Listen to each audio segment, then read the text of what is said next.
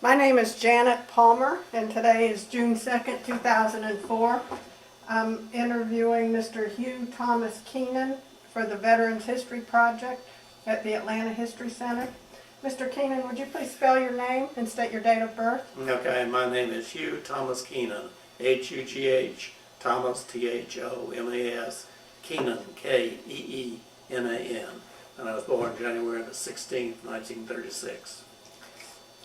And you were in school, basically? I was entering the first grade when my brother enlisted Okay. in the Army. Could you tell me a little bit about your background and your family life? Well, I grew up in a small town in West Tennessee, Humboldt, Tennessee.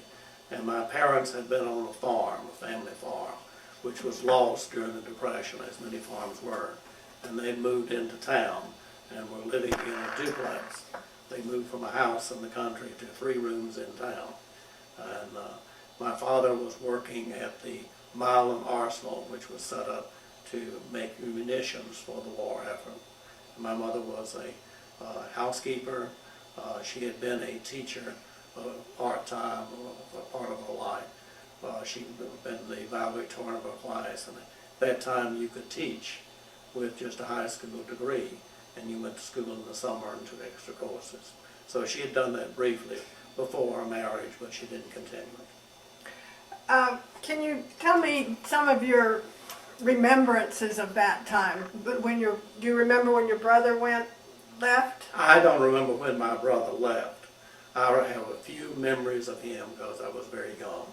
I remember that one time we were sitting in a swing on the back porch of the property. We lived on a very large plot of land in town, and it was a big garden and everything, and then a back porch and a front porch, and the swing broke, and I was with my older brother, and my younger brother was in the swing at the same time, and of course that was kind of scary for a young kid.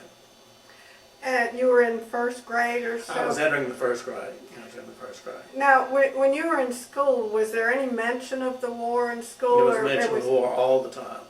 The war was something that everybody knew about because there were gold stars and there were flags and there were scrap drives and there were drives for tinfoil and ration books and all of that. And then the news reports over the radio, they were constant. And then in the paper, news about the war. And most people had somebody in the family, a man who was in the war. It was a very frightening period. Even at 6 years old, you were aware of what was going on. Oh, yes. Did you have any drills, or was there anything in school that you did? Or We probably had some drills. I think we, like in the first grade, we were taught to get under our tables in the first grade classroom, that sort of thing. But I don't remember a great deal about that. It was much later when you had supplies being stored in school and everything, when you were afraid of atomic blast, and they really went all out. did you have to practice at night time with lights out at your home? They were very conscious of, not letting the light shine and so forth. And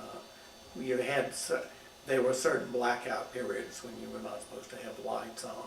But since we were in a small town, it wasn't as serious as it would have been in a city where they covered up skylights and all that sort of thing. Did you have a victory garden? Oh yes, we had a big garden. And my father had been a farmer, and he was very good at growing things. And we had chickens. We grew a lot of what we ate. And it was a very big garden. Were there many people from your town?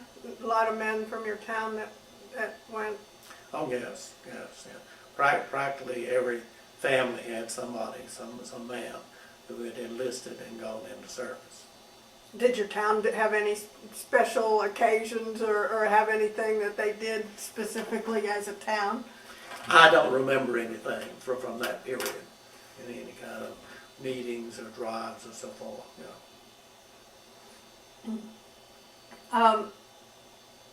You said your brother was in the Army. Yes. Is that correct? Yes, he enlisted in the Army, and he went from Fort Oglethorpe to Camp Walters, Texas, Wolters, Walters, Texas, in the infantry. And he found out soon that was not a life that suited him. It was too rigorous. He was a very thin person. He had a lot of energy, but he didn't have a lot of strength when he went in. He was very skinny. And he contracted pneumonia from one of the marches where they had him out in the rain and down in the mud and everything. And he was in the hospital for about a month. And I think that was the thing that was dividing thing that convinced him he should get out of the infantry where he was slogging along in the mud. And he volunteered for the paratroopers. And he told my father first about it, and then later my mother. Of course, that would worry her more than anything. He had said when he went in, what he was interested in was getting training as a mechanic, and that was the idea. And so he was in Texas before? Yes, he was in Texas, and that's where he had the infantry training. And then he came back to Georgia, Fort Benning, for the paratrooper training. And then from then on, he went overseas. He never came home on a furlough, which was something that was marked in the family. Most men came home on furloughs, but we never saw him again. So he enlisted, went in, and never saw him again. And the first time my mother had a consciousness of his body was when he was returned after the war. He was buried in France, and then the body was returned and buried in Rose Hill Cemetery in Humboldt. How long was he gone? Well, he died at about age 23, so it was about a couple of years. He went in 42 and was killed in 44, and he was killed before his next birthday. So he was not 24 but 23 when he died. Did he have was he in other places before he went to Normandy? Yes. He went to North Africa. He was in Morocco. He went across into Sicily and fought there and jumps there. He went into Italy. And then their group, this was the 82nd All-American, which was the first paratrooper organization. And he started in World War I and then was brought back in World War II. And he was also a member of the 505 Paratrooper Division. And then they were moved to Ireland first, and then to England in preparation for the D-Day invasion.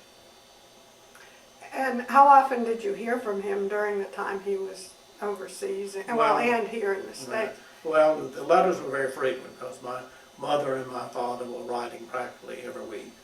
And then he was writing, if not letters, postcards, and the mail later on, yes.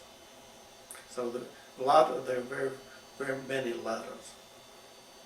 And you remember getting letters? Oh yes, Parents oh yes. My mother was always one for letters and wanting to hear. After I was grown in a way, she expected a letter every week from me. And this book that you brought with you, Right. These are the letters that my brother, were the letters written to my brother, and the letters written by my brother, and the letters written to my brother by the immediate family. That's my father and my mother, and then my grandmother, my mother's mother, and then there are some letters written by me. I was learning to write. The first one is the most inane letter. It's simply a copying of our first grade reader, which was about Mac and Muff. I don't see how anybody ever learned how to read from that stupid book, but we had that. And so I copied out things from that. And then later on I wrote other things. And then my brother wrote a couple of letters. So they're in there too. Could you please hold that? Just Okay. hold the book up for me. Can you see? Yeah, I can see it. Thank you. I think I'm going to zoom in. Can't see. Okay, thank you. Now, how did you happen to get all the letters that you had sent to him? Did he keep them all, or My how brother did kept you? things. My family was a great one for keeping things, and especially my mother. So my mother kept all of his letters, and then he kept letters that were sent to him by the family and by other people, and then he periodically mailed them back home. And my mother had the idea of doing a scrapbook. She charted where he was, and she always wanted to know the location. Of course, this was very difficult during World War II because letters were censored, and the soldiers were not allowed to say where they were, in what country, in what camp, and so forth. So if he said a particular name, then it would be inked out or cut out of the letter. But sometimes they could develop a little code, and she would have an idea of what country he was in and when he was leaving and this sort of thing. But she had planned to do a scrapbook of the letters and material that he sent back. And when was this book done? I did this in '91. I retired from Georgia State, 2001, not 91, 2001. I retired from Georgia State in 1998, and I decided to do this project. I put it aside, and I saved all this after my mother had to go into a nursing home and her house had to be cleaned out. And I decided I would do this when I retired, and I was lucky enough to have my former graduate assistant to help me, and he was expert on the computers. So what I would do would give him batches of letters, and he would transcribe them. I would look at them, edit them, correct them, give them back to him. He would correct that. I would take it back again. So all the letters went through at least 3 versions, being revised and corrected. Some of them 4, when there were things that were difficult to read. And then he took pictures that I had of the family and enhanced those, and we added that to it. And then I provided some background and introduction to the letters, and then notes identifying who the people were in the letters. How did you find out that your brother had been killed? We got a telegram, and one of the things I remember about my brother is how my mother screamed when she got the notice of his death. And the 2 telegrams are in the collection, one missing in action, and then the follow-up later, a telegram about his death. And my younger brother, who was 3 years younger, was being held by my mother, and he remembers being carried through the house while she screamed. He was her favorite child, and the letters back and forth are really more like sweethearts, and they called each other sweetheart in those letters. He was born when she was very young. She was in her 20s, and she was very fond of him, and this was a traumatic event for her and consequently for the whole family. So it's something that we didn't talk a great deal about. I had never read these letters, and so when I looked at these letters, it's a part of our family history that I was conscious of, but I didn't know the details. Do you remember when other people in your town started coming back, and was that, Oh, yeah. brought it all back for you? Well, when they started coming back, that was a very joyous occasion because so many people had been killed. I think somewhere I had it, how many people in the hometown had been killed. There were the town is Humboldt, and in Gibson County, there, which is a small county, there were 123 men that were killed. World War II affected, everybody because it was so dispersed with the people that went in and then the people that were killed. Did you ever go to Normandy? Or? I went there on a trip. It was an evening at Emory trip, and that was one of my reasons for going. I wanted to see the site. And anybody who goes there realizes what a deadly circumstance people were faced with, not just those who were invading from ships because of the bad weather, and then that precipitous bluff, which had tunnels in it and munitions and all kinds of armaments from the Germans, but also the people who dropped from planes and gliders, because they didn't know, the Americans who set it up, that it was really a swampland, and some of them fell into the water and were drowned. They were caught in ditches and that sort of thing. So it was a very hazardous invasion. Did your mother ever and your parents ever get to go over there? No, they never went over there. How about your father? Was he there when your mother found out? No, he was at work when she found out. It was in the middle of the day. I don't remember when that occurred. But, it was something that hurt him a great deal. But I think men and women deal with losses like that in a different way. I think because of that, he tended to be more indulgent with me and my brother than he probably would have been if my older brother hadn't have died. Do you remember when the war ended? Just vaguely, I don't remember bells ringing and all of that really. It's a long time ago. So do you remember that, or any relief or anything that you didn't have all this on the TV? It was a great deal of relief. Of course, we didn't have television yet. You don't get television really until in the 50s. There were television sets around, but they were very small and for the very wealthy, and not many of them around. But you had the news on the radio, and you had newspaper articles, that sort of thing, and all the accounts of the people coming back, and then the bodies being brought back, and that sort of thing. Do you remember how long it was before life got back to normal? Well, probably about 5 years, something like that. We made a big change. When my brother died, he left an insurance policy, and that became an annuity.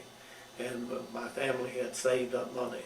So we moved from the house where we had been, the duplex, and bought a house, a cottage, bungalow, and moved to a different part of town. So we took up a different kind of life altogether. And what did your father do then? He worked for a milk company, I think, for some of the time, and he worked for a company that was distributing a juice that they made up. There was a great vogue for anything, any kind of like a soda after World War II. If you could get sugar and get some water and some sweet and coloring, you would manufacture some kind of a juice. He drove a truck and furnished grocery stores with that product. And what did you end up doing? All right. What I ended up doing, I had been the student of the two of us. My brother more affable and more the all-around boy. I was more the studious one because I was a very sickly child. I had a lot of asthma and bronchitis as a child, and I had the A average. So I determined that the thing I needed to do was to get a college degree if I was going to go someplace. So my mother helped me, and I got some fellowships, and I went to Memphis State College, it was back then, and got a bachelor's degree in mathematics, and taught that, and then switched over to English and got a master's in English and history, and then I went back and got a BA because I wanted the languages before I pursued the doctorate, and I went to the University of Tennessee at Knoxville and was there 5 years and got a PhD. And then what did you do? That's when I came to Atlanta in 1968. I had majored in medieval English and written my dissertation on Old English literature, and they were starting a graduate program, a PhD program, at Georgia State University. And that was an opening that was attractive to me. It meant that I could move into teaching upper division and graduate courses rather than going some other place and doing freshman and sophomore for a number of years. So that's what I did. I came here and did that. Do you think that the experience, even though you were young, had an effect on the rest of your life? Well, I know it did. I know it did. We were always conscious of my brother's death. There was a picture of him that hung in the living room all the time that my mother was in her house, and I still have that picture. So every time you went in the room, you were conscious of him and you were reminded of his death. Are there any other memories of back then that you can think of that you'd like to share? Well, I think just the general thing that was everybody was concerned with the war. Everybody was interested in war news. They were concerned for people who were overseas. They were delighted when soldiers came home on furloughs. People were, plowing up ground and having victory gardens. Very wealthy people who had never had a garden before in their lives. If they had one, they had a servant to do that. They were doing that sort of thing. So everybody was involved in the war effort because we were afraid that we were going to go under because it seemed like that all of Europe had been taken over by the Germans, and we were next after England. Is there anything else you'd like to share? I think that about covers it. Okay. Thank you.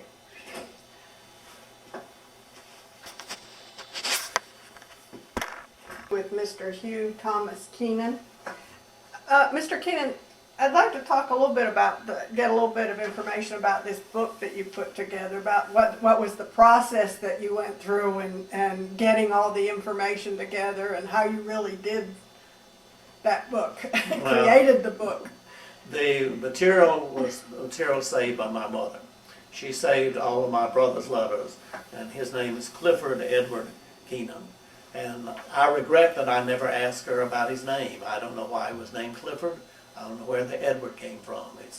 They're not names in the family previous that I know of. Anyway, she had saved all of his letters. He had saved letters sent by the family and friends and girlfriends and all of that, and mailed them back to her periodically.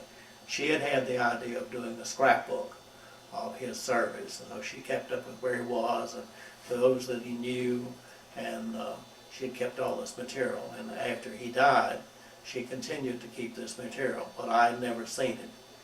And some of the letters had never been opened, those that were sent to him after he was dead, but she continued to write, and my father continued to write. There are 21 such letters, and then they were returned to the family after he was pronounced dead, and the notice, the telegram had come to the family. So there was lots of material. I did the book just of the letters to and from the family, and that's my mother and my father, my mother's mother, and then there are a few letters that I wrote as I'd entered the first grade and then in the second grade, and then my younger brother who was learning how to write. So those comprise the letters in the collection, and there are 340 of those plus the 21. And then I added to it a letter by a man who was not of the family. My mother had a list of the boys in the platoon, and she wrote to them wanting to know how and where my brother was killed. And she got 2 letters back, one from a man who was with my brother when he was killed. There were 3 of them together. And then one from this Private Edward Easton, and he wrote a very lengthy letter. And he really described my brother's characters and how he was somewhat impetuous and so forth, and took risks. And he wrote a 2 or 3 page letter, and he talked about being there when my brother was killed, and then going back the next day and seeing the body, and then how they were shipped out later on, and he went by the cemetery where the body was to be buried. So that's what I end the book with, the account of the death, because this really provided some reassurance to my mother. She wanted to know exactly how he was killed and where. And she continued to write to mothers who had taken him in Ireland and in England. It was the custom that the families would invite servicemen home for the weekend. And there were 2 of these that he called his moms, one in Ireland and one in England. And she wrote to them all of her life, and they exchanged Christmas cards. So that was one way of keeping him alive, I think, by that mutual memory they had of him. Was she still alive when you did the book? No. I did this after she died, and I dedicated it to her. She had to go into nursing home, and she was 2 days short of being, I think, 95 when she died. But I didn't tackle this project until her death. And you had somebody helping you putting all this together? I was very fortunate that I had a research assistant that I had used at Georgia State. He'd helped me do another book, and he'd been very good, very competent on the computer, and I hired him independently. I was retired from Georgia State by that time, to do the letters, and I would give him batches of letters. He would put them on the computer, print them out, and then I would take that printout and edit it, correct it against the original, give it back to him. He would make corrections, and we would do this about 3 times. For some of them we did it 4 times. And then he also took family pictures that I had and enhanced them, sepia and color and so forth. Could you hold up? Okay.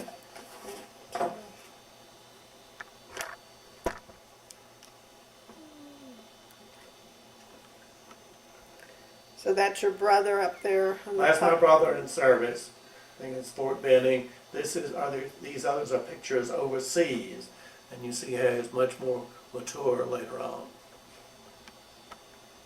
One is a picture of him in Italy. The censor had cropped off the identifying legend to tell it was Italy, but the censor ignored the sign in Italian behind him, so that tells you where he is. Okay, are there some other pictures that? There are other pictures when he was much younger. He was very skinny. He was 5'9" and only weighed 145. Here he is with some of the moms and their daughters. He talks about the red-headed daughter in one family, but it was never a serious romance. He had had a serious romance in the States, but they were not engaged. It was a young woman from West Point, Mississippi. Was he still engaged to her? Well, they were kind of semi-engaged, but there are no letters to her. I assume that if they were in the collection, my mother returned them to her. And I don't know anything about her. I didn't investigate and find out. But here are pictures of my brother. One, a very glamorous one, probably when he was graduating from high school with the fedora on. And then this shows him just getting into service. And this shows him at the filling station where he worked before he went to work for Railway Express. And he's really kind of an Ichabod Crane looking character, long legs and arms. So he matured a lot physically and emotionally and mentally. He became a very good letter writer and detailed letter writer in service. There's one letter where he described exactly what you have to do with your parachute when you're making a jump. And it's a well-written letter. And there are other humorous letters, describes how some of the boys stole chickens when they were in Italy, and they were roasting these chickens and eating them when the Italian farmer came back, and he just rejoiced with them. Are there any other particular letters that you remember? Any stories that were in any of those letters? Yeah. Well, most of the letters are domestic because, as you may know, during this period, letters were censored. So if you said something about a particular troop, company, or where you were, or campus, or it would be edited out when you went overseas, and it would be blacked out or cut out. So they talked mainly about domestic things. So he talked about his buddies and playing craps and what was going on at the Red Cross Hall and all that sort of thing. And then about the women, the moms that he spent the weekend with. And then my father would talk about his work and about the garden. My mother about what she was doing and how she was coping with 2 young children and all of that. Did you ever meet the mothers? No. My mother corresponded with 2 of them all of her life. She had their names and addresses, and she corresponded with them. And another striking letter is one written by a private who was a friend of his, and he described exactly how my brother was killed and where, and he viewed the body the next day and sent that letter to my mother. She had written to those in his platoon wanting to know exactly where and how he was killed. So that's the one I end the book with. Did he go off to war with any friends? I mean, were there Oh yes, people that they were friends that from Humboldt that he went to service with, but of course they got shuffled and reshuffled again, especially when he switched from the infantry to paratroopers. He was with a different group altogether. But my mother was from McNairy County, and so he met people from McNairy County, and my mother recognized some of the names. So they had that mutual understanding and enjoyment of knowing where he was and who was meeting and all that. The letters are very detailed. Okay. Is there anything else? I think that does it. Good. Thank you very much. You as well.